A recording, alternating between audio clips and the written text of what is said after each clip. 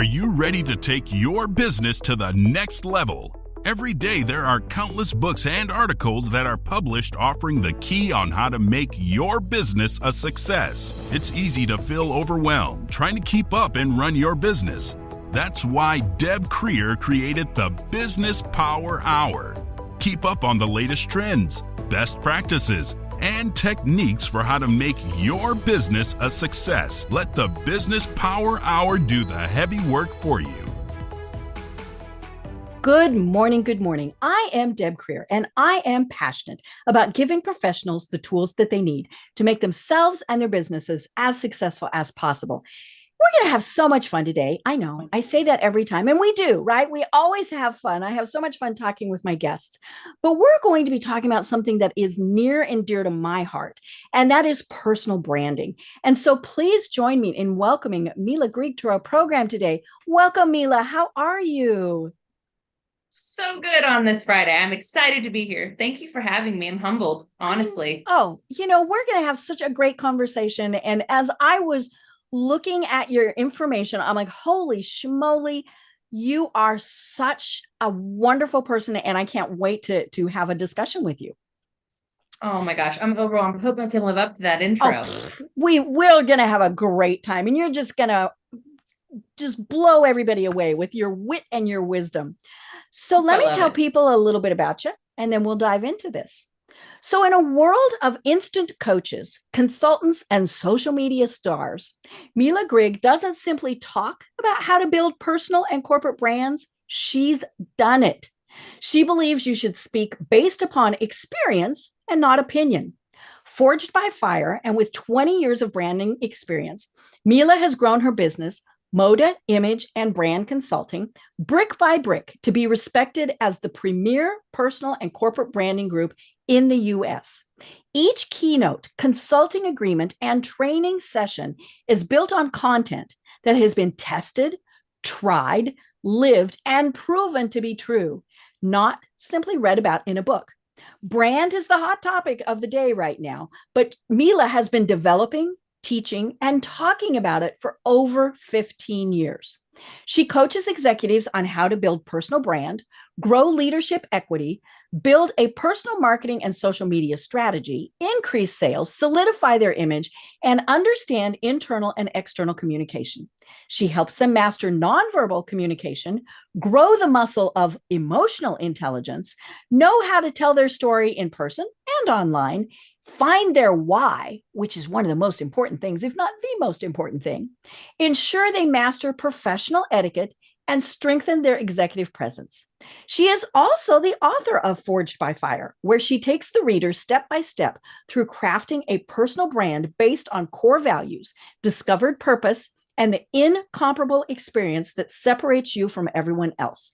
Mila's own story is one of fortitude and redemption, of building an unshakable foundation amid adversity and rising above it to be stronger than ever. Holy schmoly, I can't wait to talk with you. This is going to be so much fun.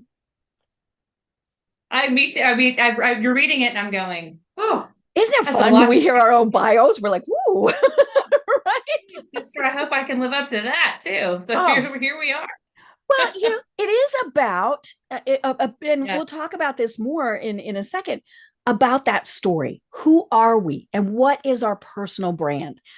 So, I always like to ask my guests how they got to where they are today. And you definitely have had quite the journey. So tell us a little bit more about how it is that you got to where you are today and discovered that this is your passion in life. Yeah, I mean, gosh, I wish I could go back and say that I had planned it. I would appear so much smarter than I am if I could. But it really just years ago, it started. I worked in closets with executives that were really high level executives at the time. Right. And I heard things that taught me a lot about brand. Even before that, in NASCAR, I was learning about branding. And that was one of the best branding moments I've ever had.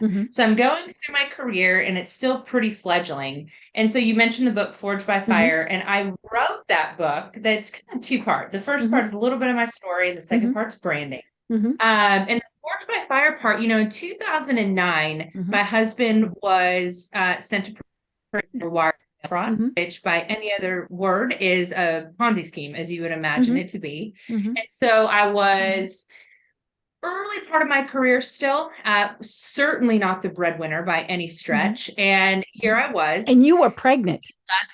I was 6 months pregnant, and I had, 4 amazing stepkids, and there he goes off to federal prison. And I'm figuring out, what the heck am I going to do? Because you have to really make fast choices at that time, right?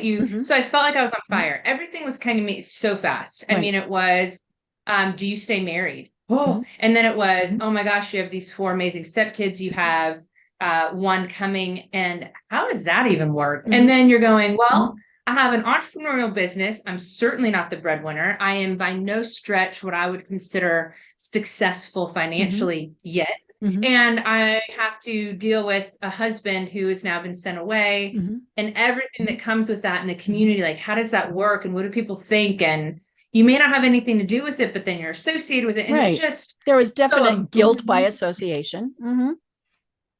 Absolutely. So the decisions came quickly, and that was the beginning of me really understanding what the importance of building a personal brand that can't get hit and that can make it through some of the hardest things that you can go through. Now, when I talk about it, though, I really do go, that's really hard, but my child having cancer would be harder. I mean, I know this was a huge fire, but this is not the fire. This is not somebody having to have a health crisis or have a different type of crisis. This is different. And so a lot of the time I say this and I'm like, man, I felt like I was on fire, but right. Like it's hard, but it's not as hard as it could be. So looking back at that time, though, I'm totally overwhelmed. I'm a young woman at the time. I don't know, I haven't learned everything that I need to learn yet. And I am just walking step by step and wondering, how is this going to work? So decided to stay married.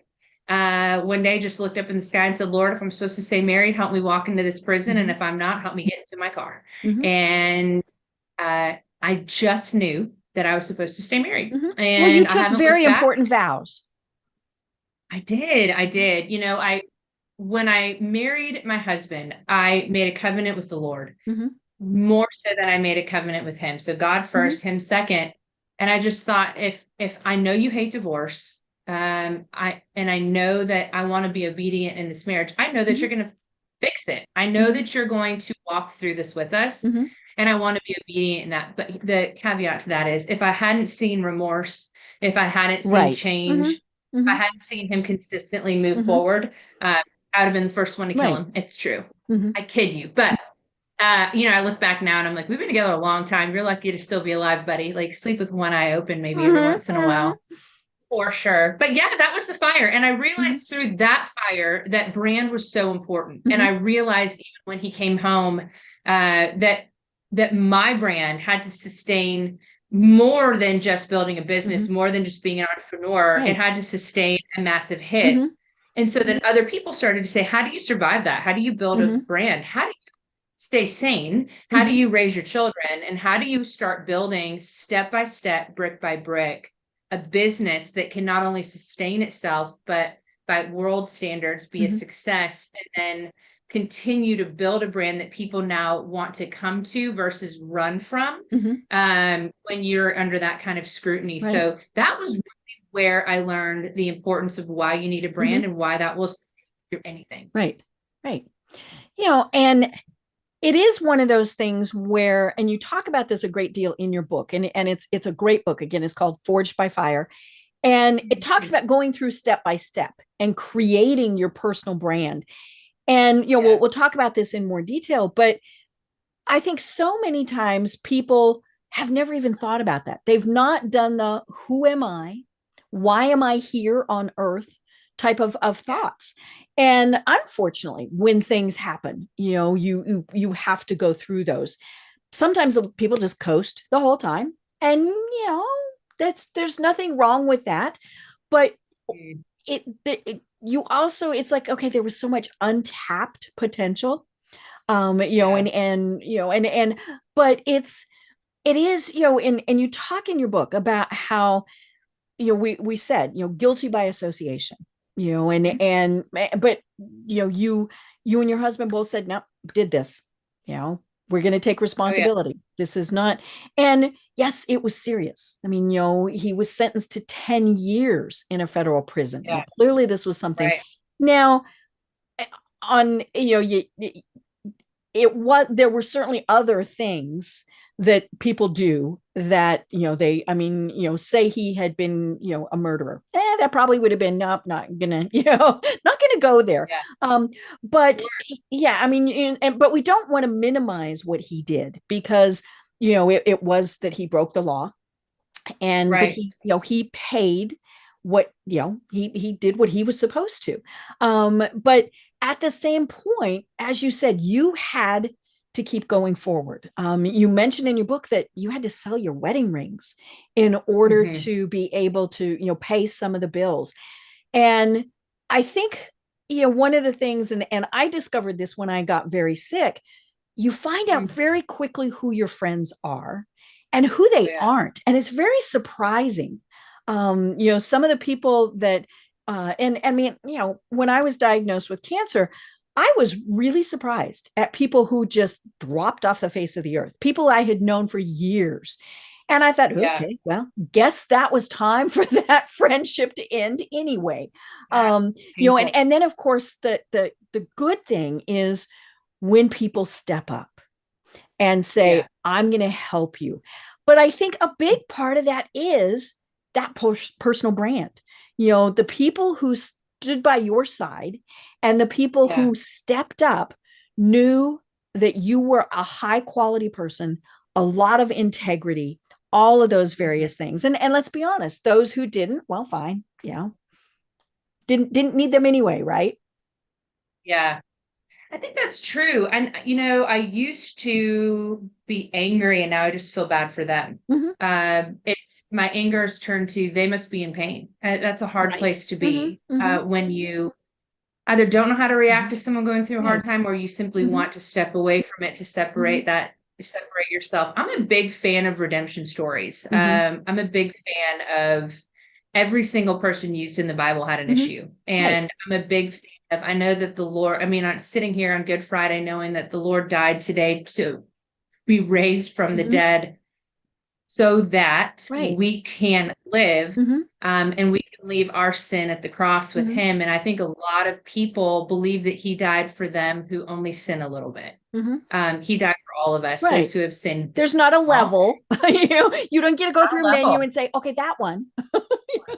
That's exactly right. And I think certain sins have larger consequences, and not all sins or things that people do wrong are splashed across the newspaper. So oftentimes, people are very judgmental of, even what Gordon did. I've never minimized it. I've always been there since day one saying this is what should happen. I'm a huge fan of accountability prior to and even but I'm a bigger fan of grace. And so the second someone accepts responsibility, accountability, I will jump in the mud with you as fast as I possibly can, shoes on.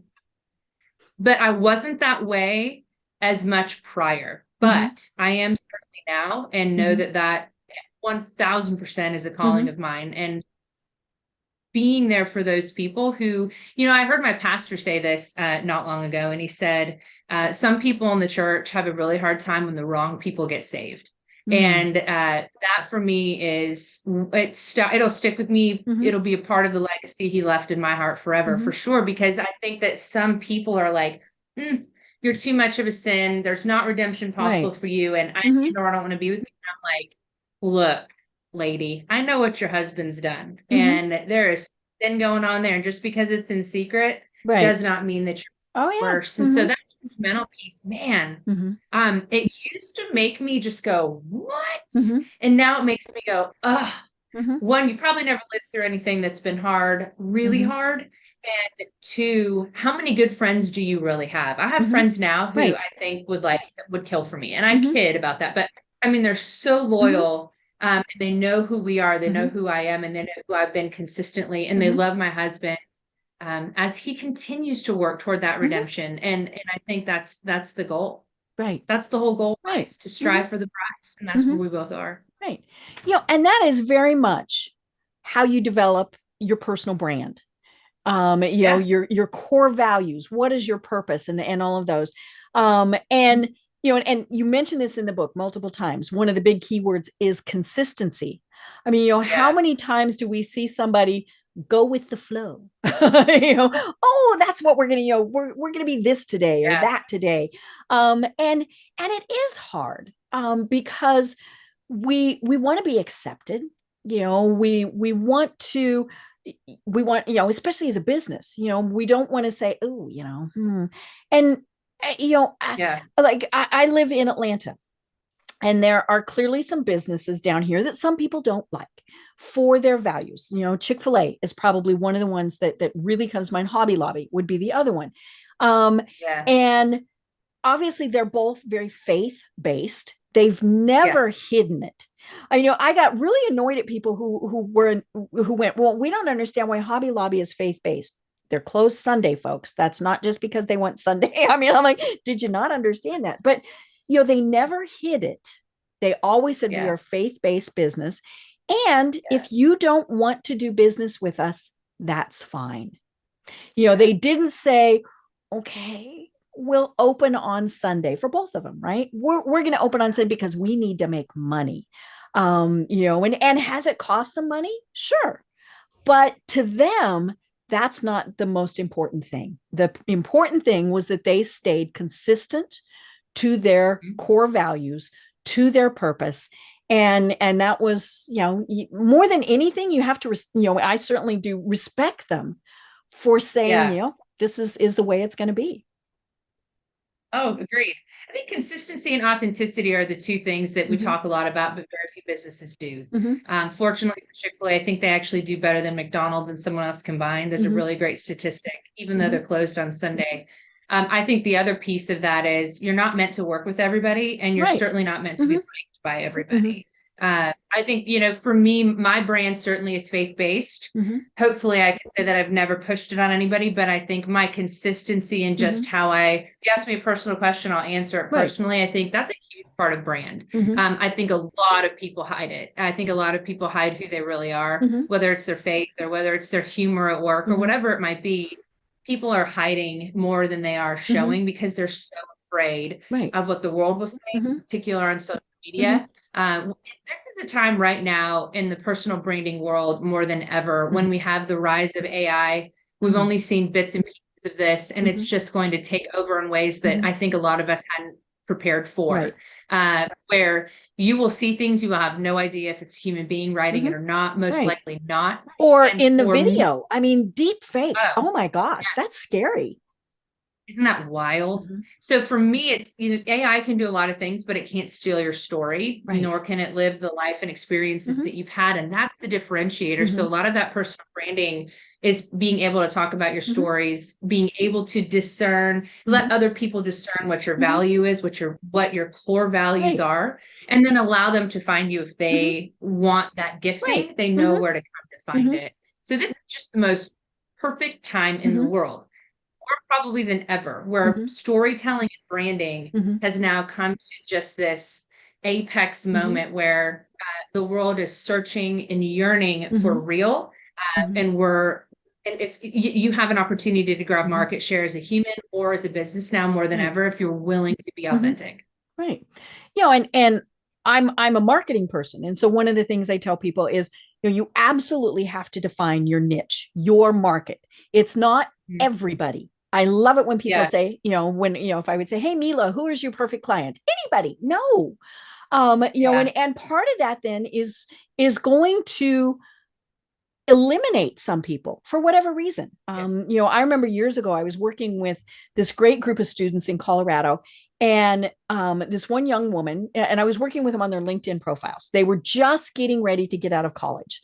So, how did we get it to, how did we get their profiles where future employers, connections, all those were going to go, holy cow, we want to know these people. And so this one young woman, now she didn't, and it was interesting because I'm a big supporter of and believer of you should have a professional picture for your LinkedIn picture. Now, that said, if you are the type of person who, you always wear a polo shirt to work, then if you're in your suit and tie, then the authenticity is a little bit different. But anyhow, she had a t-shirt on in her LinkedIn picture, and excuse me, it said proud Muslim. And I, talked to her a little bit afterwards, certainly would never talk to her about this in front of everybody, but I said, you understand that there are some people who will look at that, nothing else, and go, I don't want to work with you. And she said, that's all right. I wouldn't want to work with them anyway. And, that just, to me, that was so important in that young woman who was 21-ish years old, who knew exactly who she was and who she was going to work with. And again, she wasn't going to work with people just to make money. It was, her core value, and obviously her faith was that was the pinnacle of everything. And that was what drove everything else in her life. Yeah, I get it. I mean, I really do. I do believe the idea that we're not meant to work with everybody. Right. I really do. I think for me, I think I have a different perspective. I want to work with everybody. I want to be able to build brand, build brand equity, have people know who I am, know my heart, know where I'm coming from. And then if they ask me the different questions, the harder questions, the faith-based questions, I want to be someone that they trust and that they can come back to in 10 years and go, hey, you said something 20 years ago. And it stuck with me now. I want to ask. And I think I want a brand that anybody can come to. I do understand that not everybody will. And I think that the strongest brands in the world are really, really okay with that. They really are. And I think also, like the Chick-fil-A or the Hobby Lobby, they are who they are, and they don't need you to, they're not forcing it. They just are who they are. And that's okay. And they don't force, I think Chick-fil-A is my favorite because it's like fairy dust comes down when you walk in, especially if you have kids, because you can go to a clean bathroom and get good food anywhere. And as you're traveling, this is a blessing. But I think that they have the most incredible training and consistency of any business I've ever seen. I think it's just, I don't know how they do it. I really, truly think it's fairy dust. I do. And that's the other piece of it too. When you have people who buy into your brand, regardless of what it is, and are that loyal, amazing ambassador who breathes it, lives it, exudes it, and it becomes a part of them, then like they've done, you get real stories that they put into commercials that they don't have to fake or make up. I love those Chick-fil-A commercials, right? One of them was like one of those that somebody very close in proximity to us. I was like, hey, I know that. I recognize that one. Way. And I should love it. Yeah. That's as real as it gets right there. Right. And it's not just religion that people can differentiate. I had someone one time who on Facebook, he was very, very much one side of politics. Yeah. And okay, that was great. Certainly wasn't everybody's cup of tea. And it doesn't matter which side. I mean, there's others, but he asked me, he said, what do you think about that? And I said, to me, you have to be authentic to yourself. And if being that, supporting that party is so critical to you, and so you're going to post about it on Facebook all the time. I said, that is you. That's who you have to be. And I said, but understand there's people who are going to say, nope, not going to work with you. And, I mean, to some degree, we have that with sports figures. I loved I'm from Colorado. You talk about Peyton Manning in your book. You're my friend. But yeah, sports are one of those things where sometimes people are going to go, sorry, you went to the University of whatever. Just can't, Michigan State and Ohio State, or Michigan and Ohio State, right? They're probably not going to want to work with each other. But, it's funny. Just kind of one of those things where, again, we have to know who our people are. And we know that by knowing our core values and our purpose and our why. Yeah.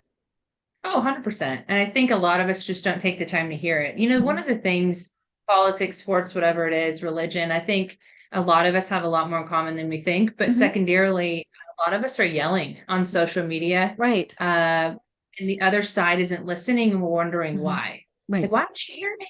I'm right. And you're going, I don't even, and the other side's going, I don't even know you well enough to know if I should be listening to you. And time. Building a personal brand, building a company brand, it takes time. It's brick by brick. It's consistency throughout. And it's the same messaging. And before you start saying things that might bring division, if you want to be heard, if you want to be a brand that's loved, liked, whatever it is, if you want to be a brand that is a thought leader in something, if you haven't built who you are, consistency in a way that people know you, no one's going to even know if you should be listened to. Like, I often say, and a friend of mine will say this too, she said, you can't give an opinion here if you haven't had an experience in it. And she's part of a business group. And I love that because I really do want to hear someone who's walked through it. The other side isn't going to listen to you. No one's really going to listen. No one's going to know how valid your points are, or the experience that you've had, or the education, or the passion, whatever, if you really haven't taken the time to work that out. And it is a story about, if you're like, hey, look, I'm the hardest worker in the world. You cannot just walk into a room and say, I work harder than all of you, blah. Right. Because we're all going to go, I am. Yes.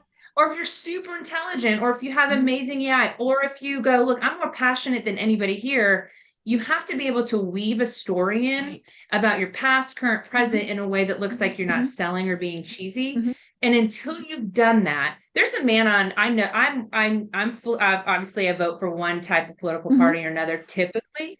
I can cross, but everyone, every once in a while, but I mean, we're all on one side or the other ish. And there's a man in Nashville who is an amazing executive who typically sits on the other side of the fence when it comes to his political party. And when anything happens in the world in politics where I'm going, ooh, like just now, Tennessee is under a microscope. With all sorts of stuff going on in Tennessee. Tons of stuff going on in Tennessee. And that's now happened. And, it's the first thing that I did today, I went to his profile. And I thought, what does he have to say about this? What are his thoughts? What is his take? Because the amount and the level of respect that I have for him is beyond anything he's going to say politically. And I'm going, ooh, I understand. I know his heart. I know where he's coming from. I know what his interests are. I know what his goals are. I know that he is calm, collected, loving. And even in the moments that I disagree ever so slightly, like our foundational pieces are exactly the same. So I go to his profile before I go to anyone else's, and then I kind of mute the rest. So you have to build that. Right. You really do. He has built that equity with me without even trying, just by simply being himself. But he's communicated who he has been. Right. He has stayed consistent to that. Yeah. He should run for mayor. So that's where I cross, right? Because if he ran for mayor, he is with the party I'm not with. If I could vote, if I lived in Nashville proper and he ran for it, I'd be right there. I know who he is. I know he's going to listen. So it isn't typically about He's smart politics. enough to not run. Let's put it that way, though. I mean, I tell you, I hope he's not smart enough to not run. He needs to. But, I think that's the piece of this. It's more of like, I was watching them this morning as they were talking, and I thought, oh my gosh, you guys, this communication issue, it belies all of the other ones. Like how people talk to each other, how they're disrespected, how they're not. I mean, it's just, I sit there and I go, oh my gosh, could we all go to therapy? That's what I do. Right. And one of the things that we're pointing out is the business owner, the CEO, the president, the whoever is kind of the face of a business, their personal brand carries over into that business. It doesn't matter if you're Steve Jobs, if you're look at what's going on with Elon Musk, right? And I just all of a sudden drew a blank on the people who own Chick-fil-A. But yeah, it does carry through. And so that's why we have to be very careful as those business leaders to realize, okay, and it's tricky because especially now if you founded the business, I think that's a little bit different than if you were hired to run it. But at the same point, I'm also thinking, okay, if you're very different than the core of that business, maybe you shouldn't be working there. For whatever reason, but it is, the leader's personal brand carries through, and they have to always be conscious of that. Yes. Oh my gosh. Yeah. I mean, yes, you have to be conscious of it. And as a leader of a large company, boy, you have to be even more conscious of it. That is so hard. And leading people who come from all different backgrounds and different experiences and how they are raised. And I mean, your personal brand has to be so like consistently built over time that it doesn't matter what the beliefs are, that people are going to follow you. And then that hits the personal brand side of leadership as well, like that leadership brand. Do people follow you because they want to? Do they follow you because of position? Do they follow you because, like this man I talked about earlier, you built the equity where I'll follow you into a fire, no one will be able to get me out, regardless of what differences there might be. But yeah, I mean, as an entrepreneur, your brand is going to be the thing that people bond with. I mean, it's been 20 years I've had the company, plus I've been in the branding world, and my brand is the company brand. And it's so hard to flip that outside of it, especially one day if you're like, look, I want to sell the company, whatever it might be. But your brand is the most important brand. And in particular, the first 5-10 years, people don't work. There are a million people we could choose to work with any type of product or service. So in today's day and age, if you haven't shared why people should work with you, your personal brand is so much more important than the product, the service, the furniture, that, whatever line of bank that you're in, like the banks all have basically the same services and products, law firms, same service and products, but it's the human being. And most companies miss that because they aren't actually they're not lifting the personal brands of employees, but they're not even showing them how to have them. But as the entrepreneur, nothing's more important. Right.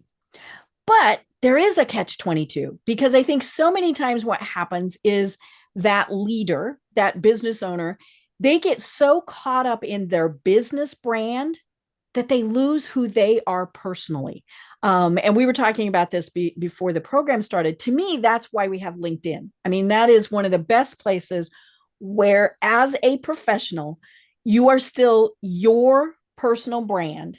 Now you're talking about your business, whatever it is in there, but it's you. I don't go to somebody's LinkedIn profile to learn about their business and the products that they sell. I go to LinkedIn to learn about them.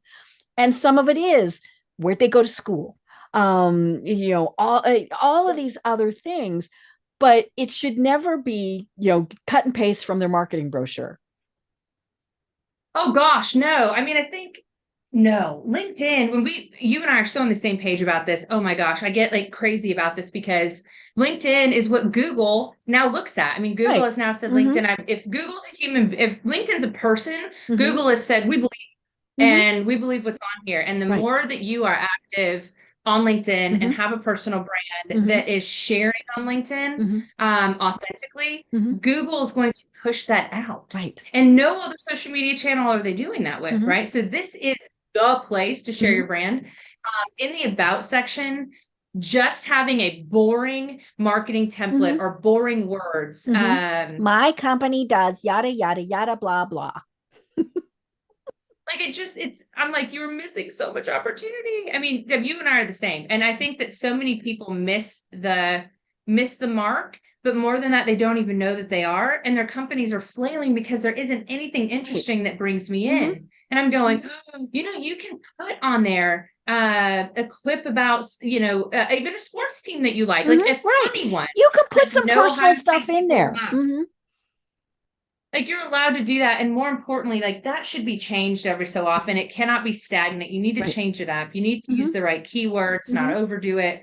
But that's the place where you really get to share why you do what you do in a way where other people go, okay, I'd rather pick this law firm over this law firm because you, human being, are somebody that I relate to. And I just feel, like I just feel close to already. That's the personal piece of this that I think people are like very, very worried about AI and what it will do for jobs. And that's what I tell everyone. If you can be more authentic, even on LinkedIn, not unprofessionally, but really discern the moments you can share, boy, you're going to win. And you will capture market share faster than anybody else. Right. And like you said, people miss so much. What drives me nuts is when I go and they don't have a picture, or worse, they have their company logo, or when they have nothing. When people ask me, hey, would you review my profile? I tell them, even before I look at it, I can tell you need more. Right. Because they never take the time to fill out the sections. In the about section, if they've got a sentence, I'm like, fill out that entire section. Don't just have 2 or 3 sentences. Especially with your current work experience, put a lot more there. Part of it is, why are you on LinkedIn? So if you're in the job market, that's going to be very different than if you're the entrepreneur. But take advantage of that free real estate, right? And fill out those sections and do it again in an authentic way. Oh gosh, yeah. I mean, you're really missing the opportunity for even like the LinkedIn algorithm to work for you, right? If you're not putting in the right keywords and you're not giving it enough, just words overall, like 400 or less word about me. And like your blogs, and even like if you do a LinkedIn article, I mean, LinkedIn gives you every opportunity to trend. Right. I have trended so many times for leadership, and I'm like, John Maxwell needs to trend, for leadership in the region. And here I am. It's like, hey, your article is trending, or you're trending again. And I'm going, man, if you really know what you're doing and you use the right keywords and everything, like you said, is filled out to the max. Right. Well done. Your brand has a chance to grow. I always tell everybody, LinkedIn is the only thing that works for you while you're asleep. I mean, it truly works for you. The algorithm's working for you. It's sending you and putting your profile in front of others as they're just scrolling. So if you do it right and you're posting at least 3 times a week, I mean, I want to say 3 times a day, but I'm being nice. And so 3 times. And we're not talking spending hours there, folks. No. You can just repost, you can you can engage. I mean, it doesn't take a long time. I know that it can be super overwhelming. And then even more so, people who work at companies are going, well, I already have a company. Why do I need to build? Right. And I'm like, talk about the Tractor Supply CEO, how a lot. And I just looked at his LinkedIn today. I was showing it off essentially at a bank. And I'm like, look, he actually goes to the locations. He takes pictures of all the and then he tags them in the post. And you're going, well, why should I be in LinkedIn? I'm like, that's if you're the CEO, if you're on leadership, first of all, like there are great statistics on this, but companies that are trusted more are the ones where their leadership is on social media, mostly LinkedIn. Right. So not only will trust you more, but they can actually bond. You can bond with leadership. You can bond with employees. I mean, it's just, there is zero lose in it. Zero lose. Right. Yeah. Well, and, LinkedIn's algorithms like it when you're more active on there, and that's the thing, people are like, well, I've got a good profile. I've got my good picture. I've got all of that good stuff, but I don't have time to go there. Well, that's nice, except when people search, LinkedIn is not going to bring up somebody's profile that they haven't touched it in months, years. Because LinkedIn wants to connect you with people who are active on it, right? They're not going to say, hey, you should connect with this person based on the keywords you put in, because they might not even go onto LinkedIn and check, and so, the more active you are, and like you said, it's anything. It's liking other people's comments. It's sharing, and I tell people, don't just say, hi, Mila, great article. Comment on it, show that you actually read the post, and 15 minutes. I tell people, you're sitting there, you're having your first cup of coffee, do your LinkedIn then. It's really not going to take a ton of time, but yeah, it's just, and if you're in a big company, that's where you share content. Maybe, you've got a blog post that everybody can share, all sorts of things. And then LinkedIn goes, ooh, we like these people. Yes. I mean, my gosh, yeah. I mean, that's, a lot of people in those larger firms or companies, they even COVID crushed people who weren't already networking online. Right. I mean, it was, even I took a deep breath, and I mean, I've lived through other moments in the economy, but that one I thought, oh gosh, what now? Like, what will happen now? And a lot of people who wanted to move to a different company just wanted to even make a lateral move, or even who were going, I haven't ever had the opportunity to network up in my company. I'm like, well, where's your LinkedIn profile? How are you not linking with other people? How are you not watching what they're doing? They were caught flat-footed, and that, who knows what will happen? I mean, I think the world is spinning so fast, we don't even know it's coming next. So in order to put that foundation down so that Google already likes you, so that you're already capturing market share, the algorithm thinks you're a real person and not a robot. If you don't start doing it now, eventually you're going to have to pay to play, and it will be so much harder. I mean, I have 25,000-ish followers on LinkedIn. It's not a lot. I mean, I would love to get up to 100,000 ASAP, right? But at the end of the day, that slow, steady growth and that consistency of output of information and value share, not just selling something, but actually going, hey, Forbes wrote an article that I love, or The Economist. If you're in the Financial Times, if you're in the money world, whatever it might be, or if there's a book that someone's written that you is important. I'm always sharing stuff about EI. I've shared stuff about Ray Dalio all the time. I love his book Principles. So there are tons of pieces of that I'm sharing, and I'm co-branding up. Like Ray Dalio's done more than most people will ever do, but I put him on there so that my brand is then lifted by his brand. They're like, oh, you've read that book. Okay, you must be smart. I mean, that's the first thing, right? So there's so much that you can do to build equity so much faster than in person. Right. And then give someone in your company the ability to go, okay, you went to this school, you follow these people. I really like that you like that book. So do I. You have to give people connection points. And if you're not, then you're just missing out on money, relationship, opportunity, fun, friends, all the things, all the things. Right. And as you said, it's got to be consistent. It can't be, I'm going along. Oops, I lost my job, or I want to change jobs and then I have to catch up, because that's not the way LinkedIn likes it. They don't go, oh, all of a sudden you're active, so we're going to, just be there, doing a little bit at a time. And I'm, also my other big pet peeve is when it is very clear that someone else is managing someone's LinkedIn page. That's not why you have an assistant. That's not, and you can't hire it done. And I've had people who have said, hey, would you manage our LinkedIn page for us? No. Yeah. It's just, and it's funny because you talk about that in your book, is there are times where you turn money away because it's just not what's going to happen. And I could, for example, I could not manage your page because I'm not in your head.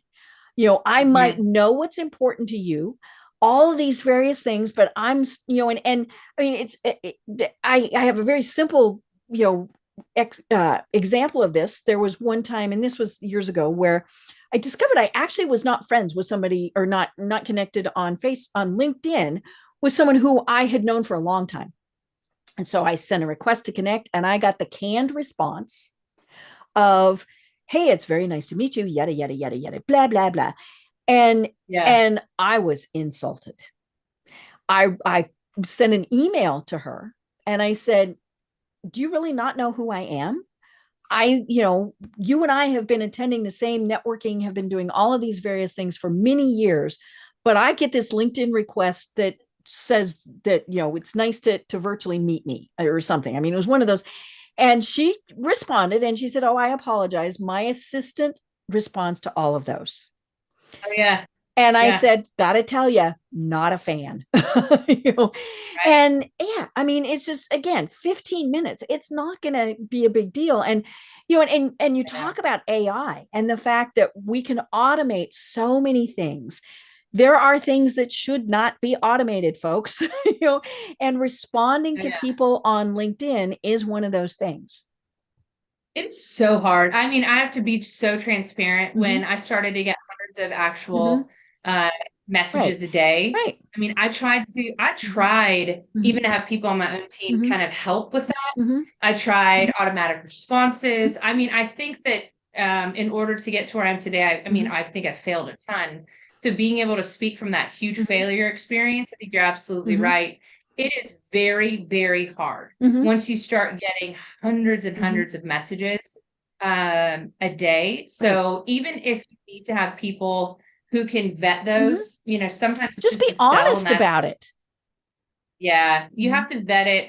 And now I know that, hey, I'll get a list sometimes of 30 people, like these are real humans who you need to respond to. And there were, you know, 50 I'm trying to sell you something I've never met you. Right. Get some help.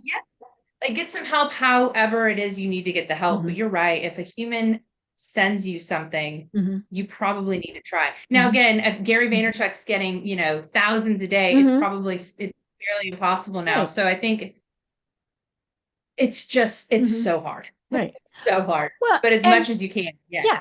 You know, and I am fine if I get a response that says, this is, you know, an automated response. Okay. Yes. You know, I'm perfectly fine with that. I mean, it's kind of like, you know, when we go into the chat bots on, say, a website, you know, how can we help you? Yeah. You know, it's probably not a real person you're talking to. They've got a bunch of questions. And sometimes I have fun seeing if I can, you know, mess with the little AI brain. But I know, you know, but what I love is when you finally get to the point where it says, do you need to talk to a human? Okay. Because most of the time, what you're asking really can be answered by the AI, by the chatbot, because you know, we get the same questions over and over and over again, all of these various things, you know, but then there reaches a point where you need to talk to a person. One of my favorite, and I see this on Facebook, and every time I see it, I laugh, is the child who's yelling at the phone. It looks like it's maybe a 3-year-old, right? And he's yelling at the phone, real person. Because he's, you know, and how many times have we done that where we are going through, you know, and we've called somebody and we just want to talk to a person, you know, and you know, and so that's kind of that thing too. And but that comes back to, what is your brand? You know, are you that person who, you know, is, you know, and there are people who say, I'm going to respond personally to everything. Okay, then you have to do that. You know, the second I know I got the automated response, I'm turned off. You know, and so, yeah, I mean, it's there, you know, and so I want to talk about your book, you know, because it is, as I was going through it, I mean, it really was such a great workbook, you know, where you just kind of start. And so tell us, you know, I love, why did you decide to write the book? You know, really, I thought it was a necessity. You know, I do a ton of keynotes and training and coaching. And when I leave, they always say, well, hold on a minute, what is left? And so, you know, created packets and created exercises, but they, you know, I've been asked for years, and it was a breaking point moment. I did an insanely large session once. I mean, it was close to 1,000 people, and everybody, they were like, hey, we're going to buy a book for everyone on this. And I thought, oh yeah, great. That would have been great. So there it was. So, you know, it had been years. And I think, you know, part of that too was, you know, I do have a story. It's certainly not what defines who I am as in general, just in life, but it certainly is a huge part of who I am. And I keynote about the story all the time. I talk about how important integrity is. I understand what it is when you have a lapse of integrity, is a very simplistic way of putting it. And a lot of people want that talk. Banks want that talk. Financial institutions want that speech. So a piece of that is, my God, this is who I am. This is what I've been through. I understand the importance of a strong brand, so that when you fall, you only fall as far as your brand lets you fall. Southwest had a major issue last year. We had a strong foundation. People could not fly at Christmas. But they're going to make it. They're going to make it, and they will thrive, and they will move forward. And they did all that they could, hopefully most of the time. If you're listening and you hate Southwest, I'm so sorry. I know, I love Southwest. You know, what I loved about it was they came out and they said, we screwed up. We're sorry. Yeah. They didn't blame it on anything else. I mean, yeah, there were some issues like outdated software and all sorts of things like that. But it's like we were saying before, they owned it. They said, yep, yes, this is us. Because they really couldn't say, well, it was the weather because everybody else was flying, right? I mean, there were, but yeah, they said we screwed up and we're going to make it better. Oh gosh, you're right.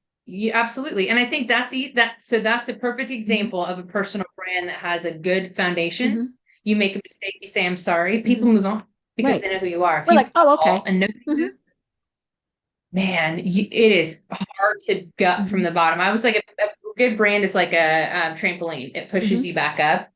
Fall face down if you don't have one, and you stay there for a minute. So there's so many pieces of the why I wrote it. And then a lot of people have pieces of the brand. I've realized over the past, I would say 15 years, that there are more people who think a brand is just about building yourself up and then maybe even storytelling, but brand is so much more. It's how you communicate. It's the amount of emotional intelligence that you have or don't have, and are you growing it? And then are you still learning? Do you study leadership if you want to be a leader? There's so many pieces.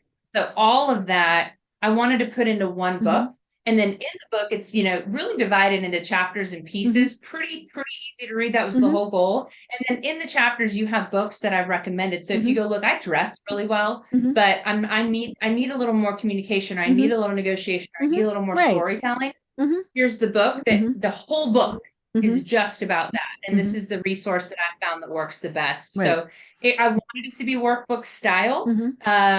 Hopefully with a workbook coming soon as well to kind of go along with it, and then really send people to where they needed to go for more learning if they need it. Right. And it is, one of the things that you point out is everybody, and I love this chapter in there, and you talk about it several places, everybody can be a leader.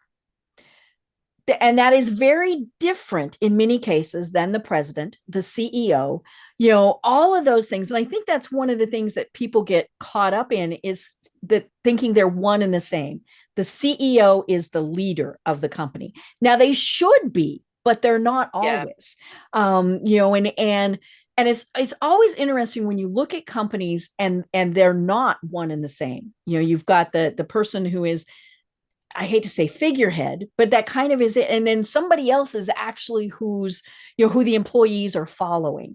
We see it in a lot of, like in volunteer groups where you've got, the person who's the chair of the group, but there's the whoever who's actually the person who's running it, because they've got those great leadership skills that people want to follow them. Oh my gosh. Yeah. I mean, I think at the end of the day, the most important piece is to know how to lead in a circle. I'm pretty sure Maxwell wrote a book about this. The idea that as a leader, even a new person inside of a company, you can lead up or laterally. Right. I've seen some of the poorest leaders who are the actual presidents and CEOs. Right. And then it's the number 2, number 3, or it's the hire that somehow doesn't have the equity yet to be heard, but my gosh, they're starting to lead. That's the biggest piece. And you can be a leader in any position. Right. And you can certainly exude leadership qualities in any position. And I think the piece that companies miss the most is not sharing with others what leadership is. I've always gone and allowing them to be leaders. Yes, allowing them, building them, giving them the definition. That's the piece that I think a lot of companies miss. And I've met, I have this really interesting job where at times I'll go into an office and say, what does your staff, what do your team think about you? Out here, they love me, they all follow me anywhere, blah, blah, blah. And then I talk to their staff and they're like, really? No. You don't like that? I'm here because I get paid. You got it. And then it's my job to go, nobody likes you, but we're going to work on it together. Right. And that's probably the hardest piece, the honesty of actually knowing what people really think. That's what's key. Right. Yeah. And it's a challenge because, especially when you're the person in charge, you think I have to be a certain way. I have to be the disciplinarian. I can't let people see the real me. I can't let people see that I might have challenges, that I might question things, people, because they won't respect me. Well, of course, the opposite is true. When they show that they're human, that's when people are like, okay, this is who I will follow into fire. Oh, sure. I mean, the people who have failed the worst are sometimes the greatest leaders. Mm-hmm. They learn the most.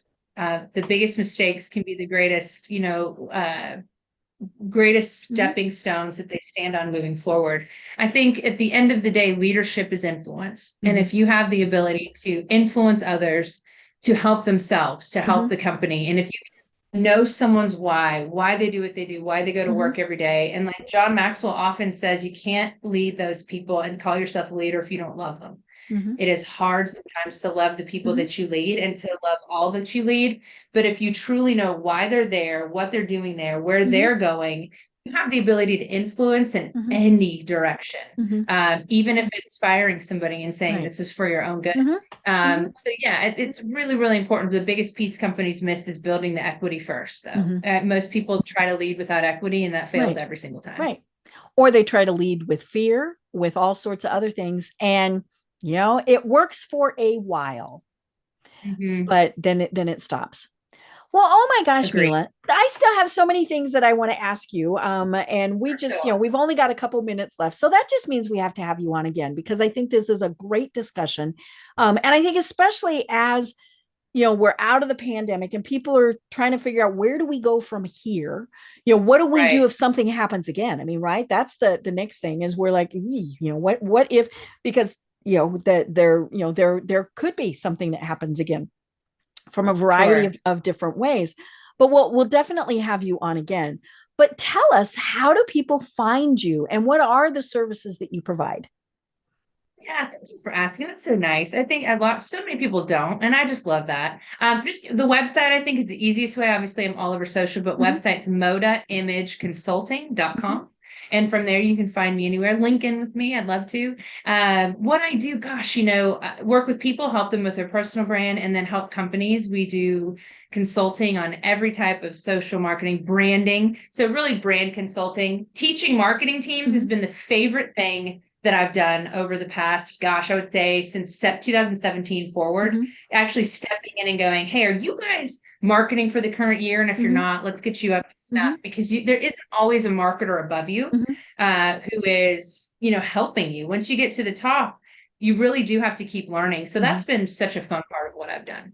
I bet. I love it. I love it. And obviously your book is a fabulous resource and probably a good starting point for many people, and even if you think you've got a great personal brand, folks, go through it, because you're probably missing some things, or you can make some things better, and so by reading Mila's book, I think that's going to be a fabulous resource. Oh, Deb, thank you. That's so nice. You have no idea. I appreciate you so, so much. Well, this has been great fun. And like I said, we'll have to have you on again because there's so many things we didn't even talk about. But until then, do you have any final thoughts that you want to leave everyone with? First, say this, working over the years, I've worked with people, and many times we'll talk about core values and purpose. And I have heard more times than I would like to admit, I don't think I have one. Or I don't think I have a gift or a gifting. And that makes me so sad. Because you were created for a purpose, you have a gift, you have a purpose that you just haven't maybe seen yet. And for those of you that have failed repeatedly, good for you. Join the failure club. It is a great place to be. I want you to start using those failures as the stepping stone to getting to what your purpose actually is. You've got a gift in this world that nobody else has. You do something better than anyone else. Find what it is. Fail a ton. It's never too late to start over. It's never too late to build a brand, and it's never too late to get to the purpose you were created for. I love it. So much fun. And I can't wait to talk with you again. I'm Deb Creer. I've been talking with Mila Grigg, who is the author of Forged by Fire. And until next time, everyone have a great day. Tune in for our next program for even more trends, best practices, and techniques for how to make your business a success. The Business Power Hour, hosted by Deb Creer, is proud to be part of the C-Suite Network.